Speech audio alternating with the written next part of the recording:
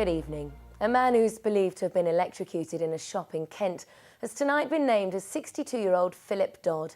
The accident happened yesterday afternoon in a back room of Marks and Spencer's in Tunbridge Wells. The air ambulance and police were called out, but the widower from Hawley died at the scene.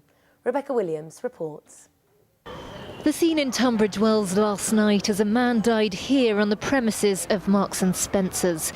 He was a contractor who's believed to have been electrocuted whilst fixing a technical fault. And today witnesses have been describing the scene as it unfolded.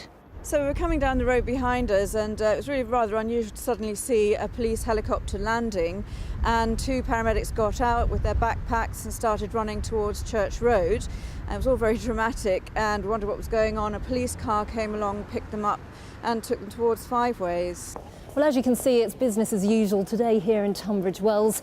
Marks and Spencer's have issued a statement. In it, they've confirmed that a tragic accident did happen yesterday afternoon in store. They've sent their condolences to any family members involved and are now helping the police with their inquiries. And Tunbridge Wells Borough Council will also be carrying out its own investigation along with the Health and Safety Executive. The council must get fully involved in this investigation into tragic circumstances, make sure that health and safety procedures will completely follow, and I think it's beholden on Marks and Spencer's to actually reassure the public that there is no danger to them.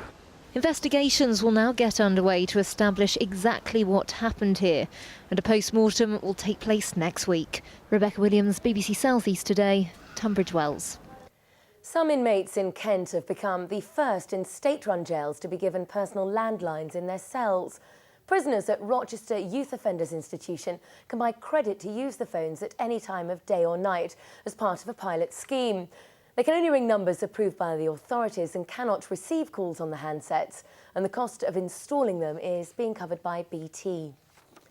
There was an unusual entrant in the annual London to Brighton Veteran Car Run today. Among the vintage cars, all dating back more than 100 years, a marathon runner from Tunbridge Wells who set off at 1 o'clock this morning.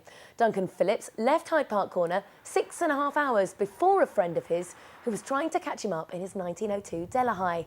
In the end, the car, driven by Dan Suskin, overtook him just a few minutes from the line. But being gentlemen, they crossed the line together. There they are. Football now, and for the first time in 60 years, Hastings United are through to the second round of the FA Cup.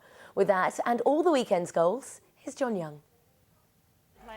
It was a nail-biter, but Hastings' Zach Atwood was the man of the moment in the 88th minute, with this going into Bishop Stortford's net. They've now earned themselves a trip to Yorkshire to meet the fellow non-league side Harrogate Town. Crawley Town put an arresting finish to the Met Police's FA Cup dreams, John Simpson putting the Red Devils ahead with a low shot from outside the area. Billy Clark then doubled their lead from close range. They now face Chelmsford City. But despite a stubborn resistance, Ebbsfleet United couldn't overcome Carlisle. They left the FA Cup losing 4-2. Better news for Gillingham, though. They saw off Scunthorpe with an easy 4-0 win at the Priestfield. Matt Fish, Dion Burton, Danny Kedwell and Adam Birchall all making the score sheet. Next stop, Preston North End. Meanwhile, in the Championship, Charlton's Rob Hulse opened the scoring at the Valley, but Middlesbrough equalised and Charlton couldn't find the goals to match their strength. A 4-1 defeat leaves them trailing at the bottom of the Championship. A day earlier, it was a 7th match without a win for Brighton, 2-2 against Leeds. They're 10th in the table tonight. John Young, BBC South East Today. Elizabeth Rossini has the weather now. Hello there, a very good evening to you. We'll still see some showers clip the Sussex and the Kent coastline overnight tonight. Drier inland, where we might just see 1 or 2 clear spells develop through the early hours. Temperatures here down to around 2 or 3 degrees Celsius, towards the coast more like 4s and 5s.